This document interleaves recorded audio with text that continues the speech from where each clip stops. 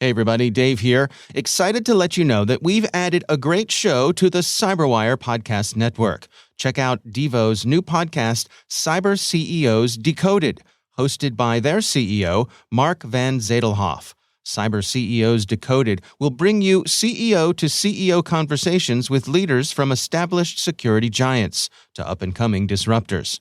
This insightful show explores what makes cyber CEOs tick and the lessons they've learned from building cyber companies and sharing stories of success and failure in an ever-evolving technology landscape. Be sure to check it out.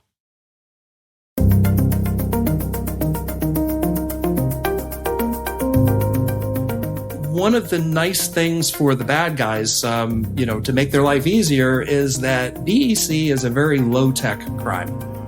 Hello, everyone, and welcome to the CyberWire's Hacking Humans podcast, where each week we look behind the social engineering scams, the phishing schemes, and criminal exploits that are making headlines and taking a heavy toll on organizations around the world. I'm Dave Bittner from the CyberWire, and joining me is Joe Kerrigan from the Johns Hopkins University Information Security Institute. Hello, Joe. Hi, Dave. Got some good stories to share this week, and later in the show, my conversation with John Wilson. He's a senior fellow threat researcher at Agari by Help Systems. We're discussing business email compromise attacks. So how do you train people to recognize and resist social engineering? Here are some things people think. Test them, and if they fall for a test scam, fire them. Or other people say if someone flunks the test, shame them. Instead of Employee of the Month, it's Doofus of the Day. Or maybe you pass out a gift card to the one who gets the A+ for skepticism in the face of phishing. So how about it? What do you think? Carrots or sticks? What would you do? Later in the show, we'll hear what the experts at KnowBe4 have to say. They're the sponsors of this podcast.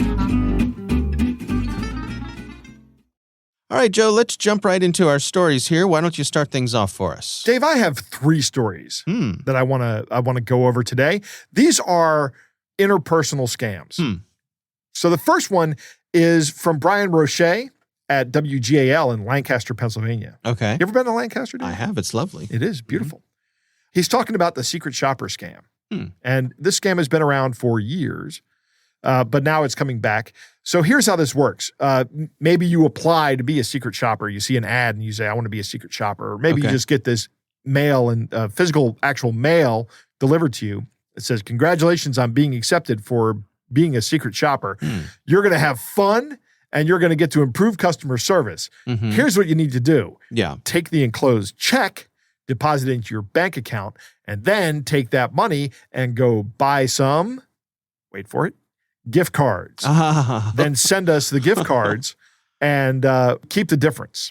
Okay. Right? And then we'll evaluate and fill out this survey. It all looks legit, right? Right. But here's what happens. Well, before we get to that, just for folks who may not be familiar, what is a mystery shopper? I don't think that they actually exist, or if they exist, they're actually employees of the company directly. Yeah. Right? But the idea is that you need to assess in a retail operation, you need to assess how well the front face of your business works, right? How well the individual shopper or the individual associates, if you will, work. I don't think a lot of companies do this anymore. I think they used to do it. I don't know if they to what frequency they did it. Long ago, my wife worked at the Disney store, and they had mystery shoppers come in from corporate. Did they? And this is when the Disney store was owned by Disney. I think it's been, sort of sold off, right. Yeah, whatever. But and the funny thing was for them, a perfect score for a Disney store was 101. Dalmatians. Right. So that's awful. So if they did, that is terrible. If they got a perfect score, they got a pin that had a little Dalmatian on it, and it said 101, and that was a badge of honor for the store. Okay. So, but this was 20 years ago. Yes. I don't know what companies still incur this cost because companies that have brick and mortar stores are now competing with a lot of online retailers. Right. And judging from the customer service I receive when I go into these stores, and this may be the grumpy old man in me talking, I'm going to assume that they don't do very much of this anymore. Okay. Or these people wouldn't treat me this way. But it is just a scam. You have not been magically selected. If there is a mystery shopper, it is probably a corporate employee, as you said. The check will bounce and you'll be out the money. I see. That's what happens. So you send these. It's just a gift card scam with which is a kind of a new scam because we have gift cards now than we didn't have those 40 years ago, 30 years ago. Right. But now it involves this floating check scam, which is a very old scam. I see. Right. It may have been that you send the merchandise off in the past and then keep the difference, and then the check bounces. But now that merchandise can be sent electronically in the form of gift cards. So if you get one of these checks, just throw it away. You've been targeted by a scam. You may want to call the bank and let them know, the bank on the check, and say, I got this check here. I know it's going to bounce, but somebody's using your information. Right. There may not be much they can do. Maybe they want you to send it to somebody to have it looked at. I don't know. Yeah. I've never been involved in one of these, so I wouldn't know. But I would say secret shopper scams are almost always a scam. The whole, from the advertisement to the check, it's fake.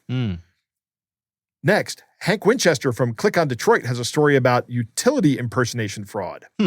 DTE Energy, which I guess used to stand for something. Probably Detroit something energy. Yeah. Right. Yeah, maybe just Detroit Energy. Who knows? Right. BG&E used to stand for Baltimore Gas and Electric. Right. Now it's just BGE. That's what the company is. And it's owned by I think Constellation Energy. Yeah.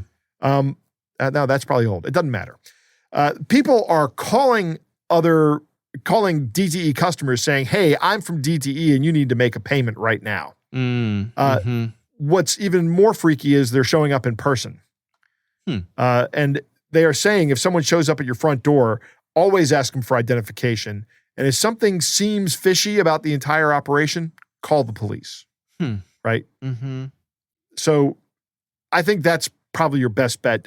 I don't know that do people show up and knock on the door and say, I'm going to shut the power or the water off if you don't give me payment right now? No, they do not. They send you a notice that says that, you get right? several nasty grams in a row. Right. And I think they, turning off your water, certainly any of those utilities, I mean, they try as much as possible to not do that because it could be life-threatening It for can people. be. So I think there may even be laws against doing it in certain times of the year. Yeah. So no, they're not going to show up at your front door demanding cash. Right. That's for sure. I mean, I remember from back when I had my own business that folks would come to the door all the time trying to sell me long-distance service.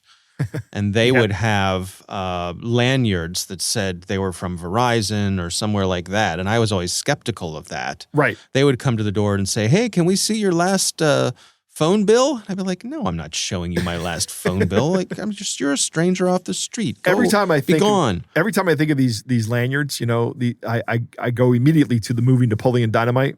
Oh, yeah. Where Uncle Rico and Kip are selling Tupperware, something like Tupperware. Right. And Uncle Rico goes, we need something that makes us look official, like badges. And they just get some badges printed up. Right. They go to Deb and get some pictures taken and use those pictures to print up badges. Anybody can do that. Yeah. I was over the weekend, I stopped by a local flea market that's near here, sort of like a regular organized sort of thing. And there was a booth there that caught my eye, mainly because of this show. And it was full of used uniforms from well-established companies. Really? So, for example, if you wanted to be Bob from Jiffy Lube, you could totally buy a used Bob from Jiffy Lube uniform. Yeah. Really? Yeah. Dave, you're going to have to tell me where this is because next week you're going to meet Bob from Jiffy Lube. Okay. He's going to be your co-host on the show next week. Yeah, all kinds of different uniforms you could buy. Yeah. Amazing. Yep. Yeah. That's awesome. And the final story comes from Aaron Orgon from WANE in Fort Wayne. Get it? WANE? Wayne? Fort Wayne? Wayne? Okay, WANE. Clever. Yeah. Right, yes. This is a story about a man who came to the victim's door and said he was an employee of an attorney that was representing the victim's niece. And then he said, I need cash payment for your niece's services. The victim's niece was impersonated over the phone. So the guy hands him a phone, goes, here's your niece. And the woman says, Uncle so-and-so, yes, this man is here to collect money for me. I don't have it. Oh. And the guy gets away with 10 grand from this victim. Wow. It doesn't say if the victim had the money on hand or had to go get it. I'm not sure how that worked out. But he realized it was a scam when he actually called his niece and said, okay, I paid him. And the niece is like, what? I don't know what you're talking about. Yeah. Oh, dear. Yeah. So the police department said residents should always be aware of demands to pay in cash, which this guy did. Ask to verify the credentials of anyone who asks for payment for a service, and never render payment at your home. If you're unsure, get more information, and always, if possible, go to the place of business to make the payment. These stories about people coming to your home to collect money owed, that's not really owed, are concerning to me. And here's the issue. This guy is this victim in particular, and the victims from DTE, when people show from the DTE impersonators, when the people show up at your house and they're looking for money, cash money, these people are criminals, right? And you don't really know how far they're willing to go. Right. I really think the best thing to do is, if you can do this, is to have someone else call the police. If that's available to you. If not, you can always just dial 911 and then press send, and then just carry on the conversation and let the 911 operator listen in, and they'll send a police officer over when they know what's going on. Maybe that'll work. Or you can just blatantly say, you know what, I'm just going to have a uniformed police officer come up here and make sure that everything's on the level. You don't mind if I do that, do you? Right. My concern with this is that escalates the situation to an immediate gunpoint robbery. Right. It's a risk. That's why I say try to do it surreptitiously, so that the police show up unexpected to this guy. And I mean, that's one thing that struck me as you were describing these stories, is how bold it is for someone to be there in person, which I suppose is part of why these scams work, because, if someone comes, I would assume, wow, this is bold. That would be awfully bold for a scammer to do something like this. So maybe it is legit. Yeah. The other thing is that the guy who took the $10,000 from the older man was wearing a mask because of the pandemic, right? Oh. So you can't really see what his face looks like. He's doing the old Jesse James thing where he used to tie a bandana around his face so you couldn't tell who he is, right? But it's now part of the pandemic. Yeah. And it's already socially acceptable to be wearing this mask. Sure. Yeah, it's interesting, because I was thinking, would it help if you had something like a Ring doorbell where anyone who comes to your door is being documented? Yeah. There's photographic evidence. A good use case for that, I suppose. That would be excellent. Also, you could use that Ring doorbell to screen the calls. And in some cases, and there are privacy concerns about this, of course, but those Ring doorbell feeds are readily available to law enforcement. Yep. So, it's I can absolutely see where that's a good thing, but I still do have my privacy concerns about it. Yeah. All right. Well, interesting stories. Absolutely. My story this week comes from the Vice website. This is Vice by Motherboard, written by Joseph Cox. And the title of the article is "Criminals Abuse Apple Pay in Spending Sprees." Joe, have you used any of these automated payment systems, Apple Pay or Google Pay or any of these? Dave, I'm ashamed to admit it. Yes, I have. Why are you ashamed to admit it? Because I'm not sure how much I trust it. But I mean, it works great. Yeah. It's a good working service. Yeah, I use Apple Pay all the time, and I love it because it's fast, it's easy, it's secure. Yeah. Right? Because it's all tokenized. Your key point is that it is fast. It's faster than using the credit card. Yes, absolutely. So very convenient. Right. This article is about how some crooks are abusing Apple Pay and other, Google Pay, all the basically the contactless payment systems to go on spending sprees using stolen credit and debit card numbers. So what they do is they get themselves a mobile device. Right. They get themselves a stolen credit card number.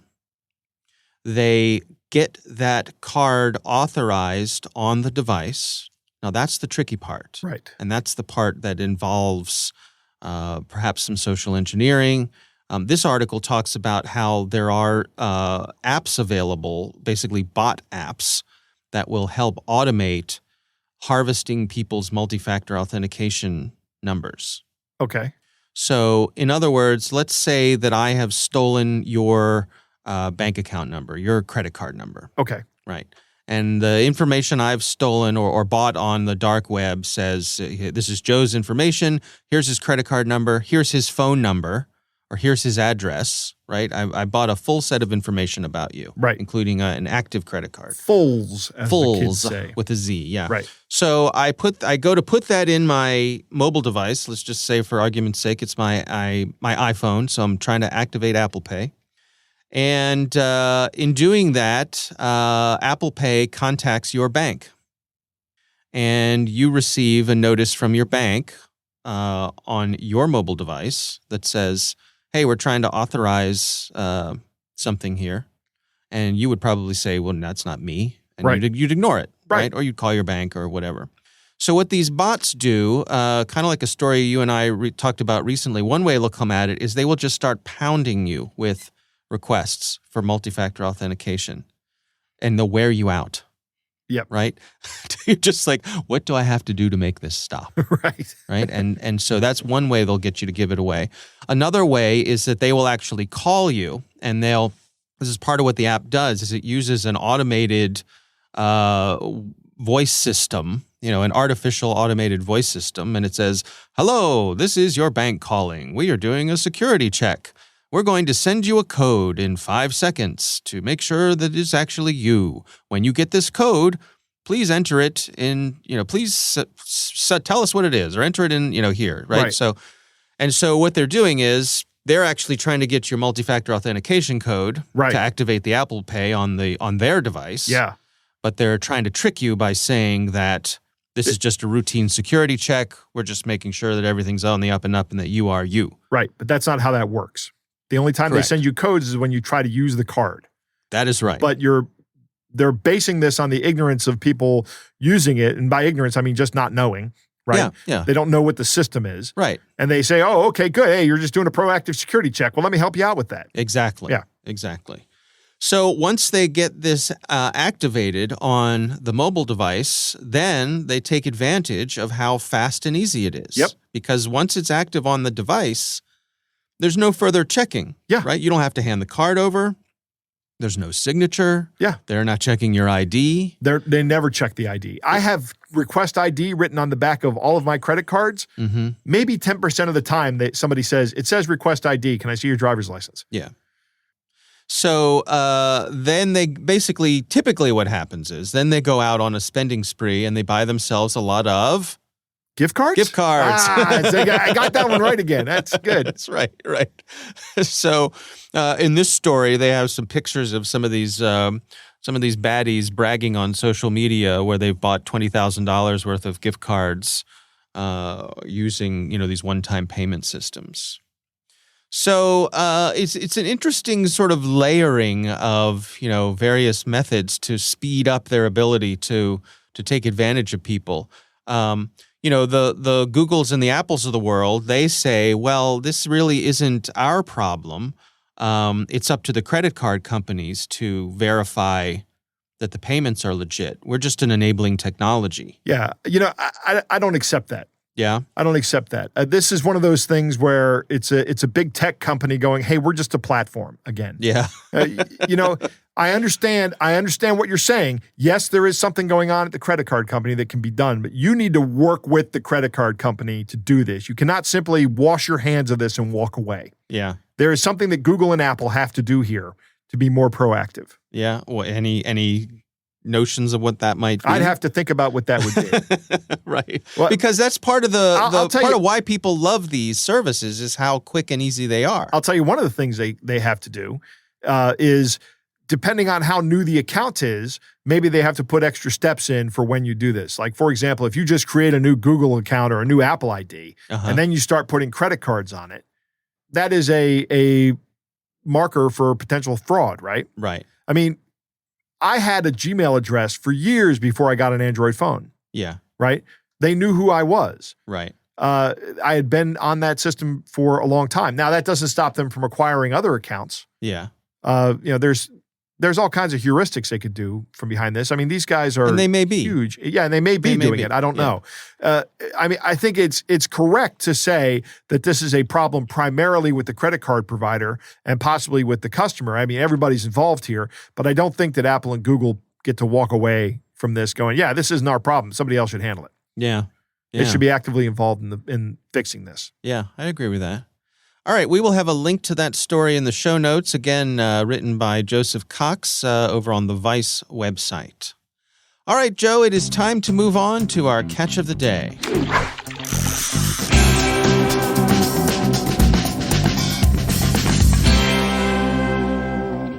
Dave, our catch of the day comes from a listener named John who sent this one in.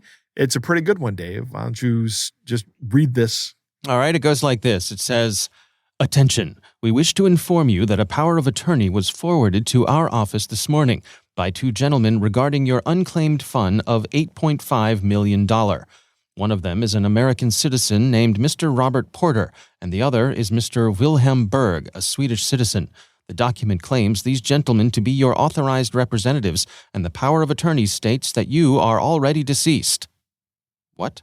That's what the power of attorney states, Dave. So they're sending a letter to a dead person. Right. We'll go on. Yes. It further states that your death was due to coronavirus pandemic, with your date of death being November 27th, 2020.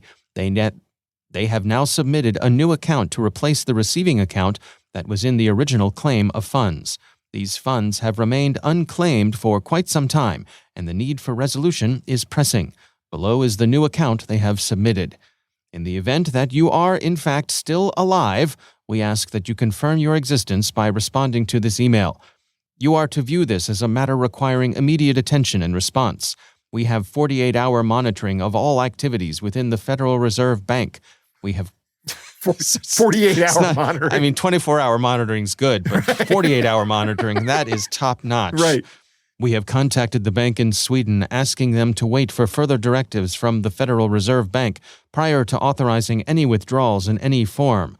Our request is based entirely on our attempt to verify that you are in fact deceased before money is wrongly disbursed.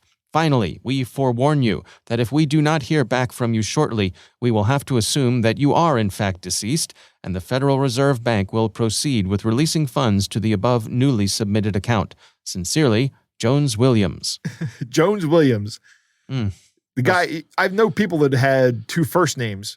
Yeah. Right? But two last names? Jones Williams? I mean, Johns Hopkins had two last names. Yeah, right? there you go. Yeah, sure. It happens. It does. I love that they have stated the account is opened in Sweden. You know, those Swedish bank accounts, Dave. Oh, that right, of course. That's where you keep all your secret money. Well, that's in Switzerland, but oh, sorry, you're right. This is a Swedish bank account. Swedish bank account, Swiss bank account. See, there you go. These guys have made a mistake. Ignorant Americans. That's right. All right. Well, I think this is. I think they probably meant to put Switzerland in, right? Yes. But they probably made the same mistake you did and put Sweden in. Oh, goodness gracious. I love the 48-hour monitoring of all activities. That's great. Good. John's comment was, if you aren't dead, please email us back. That was his favorite thing. That reminds me of in school when the teacher would say, everyone who's not here, raise your hand. Right, exactly. Yeah. All right, pretty obvious scam here. I suppose if you follow up on this, they're going to ask you for some money in order to release your money. Scam where, you got this $8.5 million in this bank account, but we need some money to release it to pay taxes. If you give them any money, all that happens is they keep asking for more money. Right. They keep asking for more money until you stop sending them money. That's right. Right. So nip it in the bud. Right. Don't send any money. You just send us the email. It'd be great to send them back a letter that says, bad news. I am in fact dead. Please I am writing to you from the great beyond. I wonder what happens if you do that. That would be a good, that would be a fun experiment. I suspect nothing would happen. They probably, because they probably know right away that you're messing with them. Yeah, probably. All right. Well, again, our thanks to John for sending that in. We would love to hear from you. You can send us something to be considered for our show. It's hackinghumans@thecyberwire.com.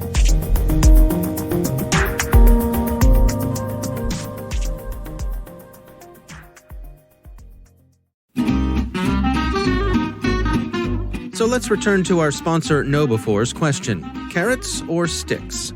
Stu Showerman, KnowBefore's CEO, is definitely a carrot man.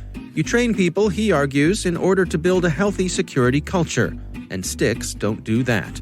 Approach your people like the grown-ups they are, and they'll respond.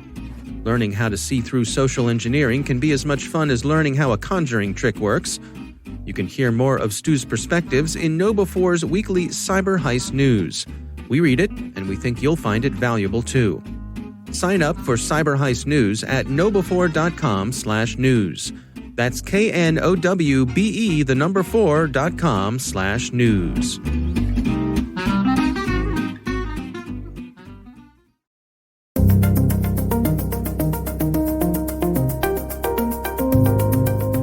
All right, Joe, I recently had the pleasure of speaking with John Wilson. He is a senior fellow threat researcher at Agari, and we're discussing business email compromise attacks. Here's my conversation with John Wilson. During the pandemic, we saw actually even more attempts at business email compromise. And in terms of protecting against business email compromise, it's shocking how many standard anti-spam filters still routinely allow business email compromise messages to come through. Now, I understand why, because most of these systems are built around really sort of two things. Number one, scanning the content to see if there's something spammy, if you will, in the content, as well as looking at, well, have you established a conversation with this person before? So the challenge is this. The BEC scammer's initial message is usually very innocuous. It may say something, for example, like, "Are you available? I need a favor." And looking purely at the content, you can't block every message that says, "Are you available? I need a favor," because obviously there could be plenty of messages where that would be, a completely legitimate business, conversation starter. Unfortunately, what happens is if the victim makes the mistake of answering and saying, "Yes, sure, what do you need?" At this point, the anti-spam filter is saying, well, this is a continuation of a conversation that's already started. So I'm going to lower the bar, right? I'm not going to block something just because now I see something that looks a little bit spammy. And so the traditional email defenses are actually not that great at stopping these types of attacks. Now, there are a new class of email security solutions that are designed to detect identity deception. And that's one of the hallmarks of business email compromise. So they're pretending to be someone that the intended victim would trust. Could be an executive at their own company. It could be the accounts receivable contact, the accounts payable contact. No, receivable. I had it right the first time. The receivable contact at one of the, one of your vendors. Companies owe money to somebody else. Usually you've got that person you're working with on the other side as you negotiate payment terms and when you're going to make your payment and how the payment's going to be made.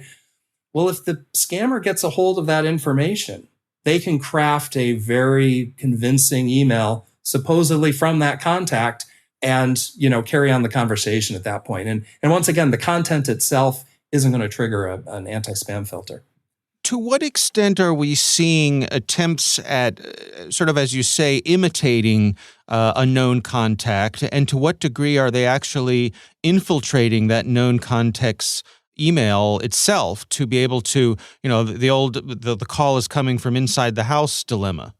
That's an excellent question, Dave. And so we see it as being about 95% of the time they are simply imitating. They're using one of four techniques to do this. One is what's known as the email domain spoof. So this is where I just simply say that, I use the email address in the from header of the person I want to impersonate, but I put a different reply to that's typically going to go back to, some webmail account.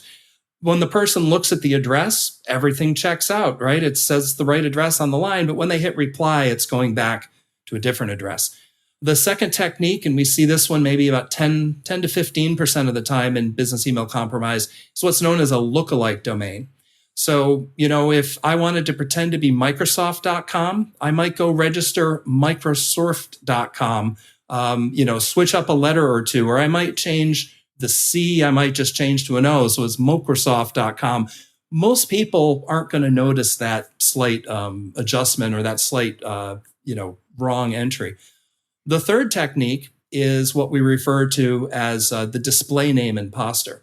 So every email address has two pieces. It's got the technical part, the actual address, something like, john@gmail.com. But there's that other part that might be something like John Wilson.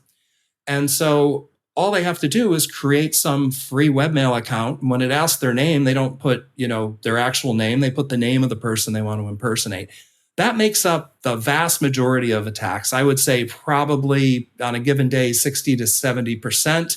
So to get back to your original question, it's that fourth type, the compromised account, that makes up about, 5%, I would say, of the attacks. Now, there's two ways to utilize a compromised account. One is I literally send the email out of your account, and I put some rules in place to make sure that that reply is going to quickly get moved to some hidden folder so that the real mailbox owner, if they happen to be in there, isn't going to even be aware that their mailbox is, that they're kind of on a party line sharing it with the scammer.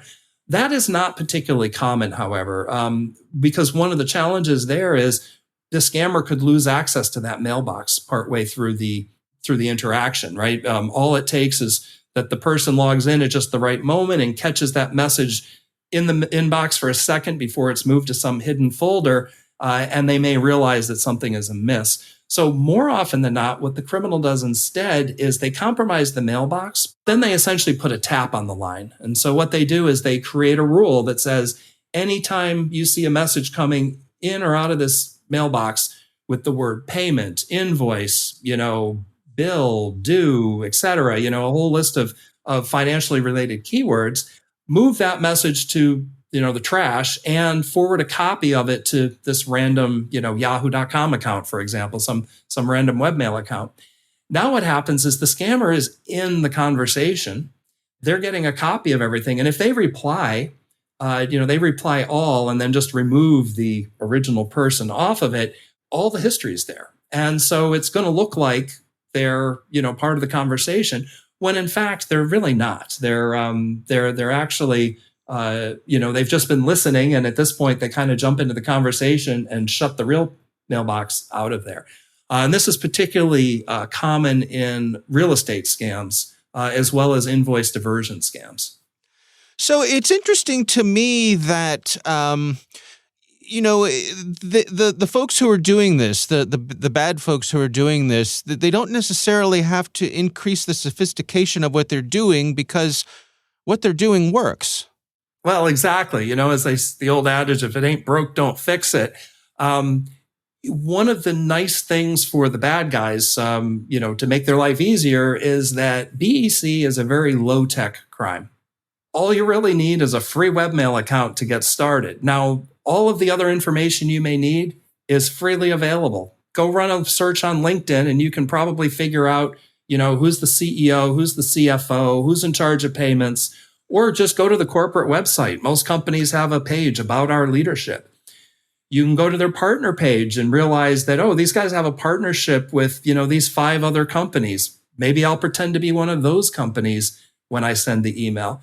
And then there's third-party marketing, what I call like marketing database or marketing aggregation services. Now, these services are intended to be used by marketing professionals. So you want to sell your product, say, to finance managers at medium-sized companies in the oil and gas industry in Texas.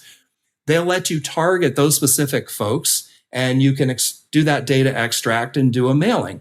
Well, the BEC criminals will go and they'll set up a trial account on these very same services, and the trial account will usually let them get, so many free records in a given time period. And for the criminal, all he does, he uses the free trial. And when that free trial runs out of free credits, spin up a new email address, sign up again, and continue where they left off. And this allows them to get very targeted lists of folks, so they can craft a lure that's, designed for a specific industry, a specific company size, a specific persona within an organization.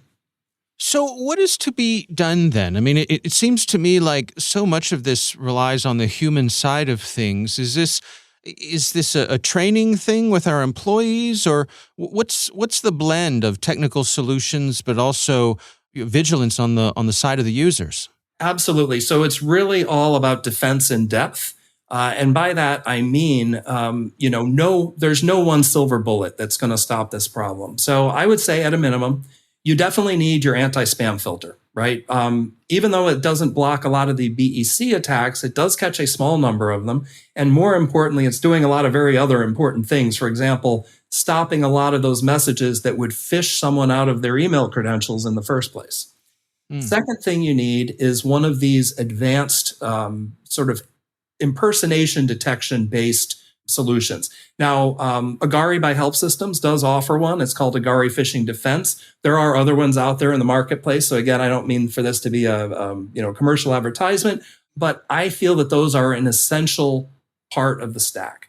The third thing that you need that's really, I consider it a technology solution because it's sold as such, although it's really kind of what you had referred to before. It's training. Once again, our partner company, Fish Labs by Help Systems, does offer phishing simulation training.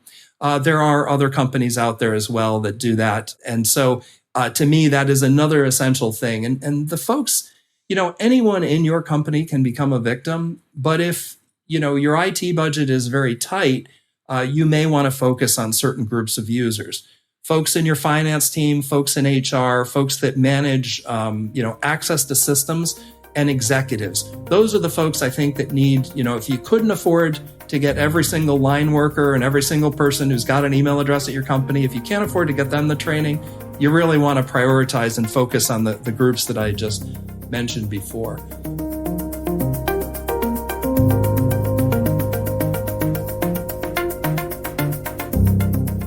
Joe, what do you think? BEC is not going away because it is remarkably profitable. Yeah. Just a couple of weeks ago, you asked me what is the most profitable form, and for some reason, I couldn't remember which it was, but it's business email compromise. That's where people make the most money. Mm-hmm. The short message, "Are you available? I need a favor." That's the one that got me that one time, Dave. Oh. That got me to respond instantaneously. Mm-hmm. And it was embarrassing when I went downstairs to meet with my boss, Dr. DeBurra, and one of the managers walks out of the office and looks me dead in the eye and goes, "I think that was a scam email." And I'm like, God, he got me. Right. But when I tell other people, or when I applaud people that we talk about in this show for coming forward, it's on me to also come forward for this kind of stuff too. This happens. It happens to everybody. Right. But those short messages go right through spam filters because there's so little in them, right? It's really just a simple message that makes perfect sense. And when you reply to that message, now you've changed the heuristics within the spam filter that says, okay, well, this guy has responded, so let's lower the bar, as John puts it. And that's exactly what these messages are intended to do. That's exactly what they're trying to do with these phishing systems, or or these spam systems. They're getting through the spam systems and getting you to interact with them. Right. Establish it as being legitimate communication. Right. I like to differentiate between business email compromise and impersonation, right? And I know the attacks are essentially the same, right?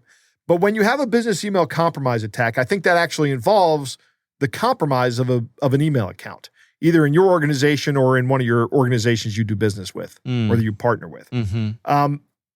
Not just setting up some Gmail clone. And maybe I'm being pedantic here, but I think there's a difference in that a compromised account is a lot more difficult to detect than some fake account that was set up to impersonate somebody else. If I can compromise the CFO's email account, I'm going to have a much higher probability of success, much higher, because I'm sending an email from a valid email address. And it's interesting to see that that's only 5% of these attacks, that 95% of the attacks fall outside of that, don't use that method. Yeah. Right. But I would really like to see what the effectiveness rate is of that 5%. I'll bet that it's higher than anything else, like by orders of magnitude. A lot of this damage is done with open source intelligence gathering. That's from information that's out there. Right. I can find out who the CFO of any publicly traded company is. They have to file that with the SEC. Right. Right. If you ever go to Yahoo Finance and just click on profile, there's a list of all your executives right there. Right. And that information is readily available. I only say Yahoo Finance because that's where I know the information is. but it's out there for everything. If I go to your website, your company's website, there will be pictures of people and all this information about them. It might even contain a bio, right? Yeah, Which is all important information, but just be mindful. This information can be used to impersonate somebody that knows stuff about you. So you should always be aware of what's being said about you out there on the web, regardless of who you are, because LinkedIn is one of my favorite sources for open source intelligence gathering. Sure. Right? It's got everything you need. The vast majority of your employment history is on there. Right. I don't have my working at Chuck E. Cheese when I was 14 years old, but everything I've had that's been a tech job is on there. Right. This is an interesting vector that John talks about, the marketing companies. Yeah. Right? There are these data brokers out there that have vast amounts of information about us. And lo and behold, they offer a free trial service to anybody that can provide an email. So guess what? These guys sign up for that free service, and for nothing, they get access to a few records that are potentially very profitable for them. Mm-hmm. I like what John says about defense in depth. That's very important. Spam filter is going to stop these things from coming in when they're doing credential harvesting, which is a big part of business email compromise. If I can get into your email account, if I can get into your Microsoft 365 account, the damage I can do, right? Yeah. Bad news. Impersonation detection, that's good stuff. Training is key, particularly about your processes. I think that I would also add multi-factor authentication. Right. That's going to be really helpful in stopping account takeover. Yep. And threat modeling. Understand who's going to be coming in and who's going to be targeted. I like what John says about where you spend your money. Spend your money on training on the most important people, the people that handle the most money. I think that's great. If you can't afford to train everybody, think about who you're going to train. Think about that hard. Yeah. I really like what John is talking about towards the end of this interview, where he talks about engaging these scammers, where he leads them on and he says he gets the information from them. Right. Like the bank account information they need to wire it to. This changes the economic calculus of this process. Setting up a bank account here is one of the more costly parts of this cybercrime. And when I say costly, it's costly in terms of time. Mm-hmm. You have to individually set up each one of these bank accounts and then hope that they don't get flagged for fraud. Right. Remember I was talking a couple of months ago about somebody opened an account in my name at a TD Bank. Oh yeah. And that got flagged immediately for fraud. Right. And they shut it down within minutes of it being opened. So you've got to actually do that. You're actually going to have to put money into an account, right? So you have to have money to open an account. So there's actual real economic cost here. Shutting these down before they can be used probably wrecks these people's world. And I say good. Yeah. Right? Right. That's excellent. That's Right. good work, John. I really appreciate that. Yeah. Additionally, they can also go on to collect information like IP address and maybe even get some identities out of it. Yeah. And if they can get identities out of it, then they get law enforcement involved, and that's when they start really cleaning up these people, getting them out of the system. Yeah. Not that there isn't another million people behind them waiting to take their space. There is. Yeah. It's a never-ending battle. Well, we appreciate John Wilson coming on the show and sharing his expertise with us. Again, he is from Agari, from Help Systems. We appreciate him taking the time. And we want to thank our sponsors, KnowBe4. They are the social engineering experts and the pioneers of new school security awareness training. Be sure to take advantage of their free phishing test, which you can find at knowbe4.com/fishtest. Think of KnowBe4 for your security training.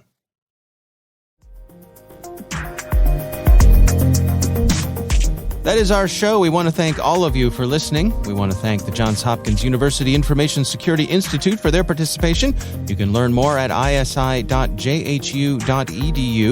The Hacking Humans podcast is proudly produced in Maryland at the startup studios of Data Tribe, where they're co-building the next generation of cybersecurity teams and technologies. Our senior producer is Jennifer Iben. Our executive editor is Peter Kilpie. I'm Dave Bittner. And I'm Joe Kerrigan. Thanks for listening.